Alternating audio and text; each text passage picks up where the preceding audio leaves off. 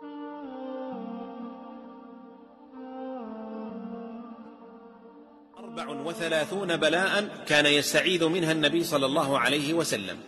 اللهم إني أعوذ بك من العجز والكسل والجبن والبخل والهرم والقسوة والغفلة والعيلة والذلة والمسكنة، وأعوذ بك من الفقر والكفر والشرك والفسوق والشقاق والنفاق والسمعة والرياء، وأعوذ بك من الصمم والبكم والجنون والجذام والبرص وسيء الأسقام، وأعوذ بك من غلبة الدين وقهر الرجال، وأعوذ بك من زوال نعمتك وتحول عافيتك وفجاءة نقمتك وجميع سخطك، وأعوذ بك من جهد البلاء ودرك الشقاء وسوء القضاء وشماتة الأعداء.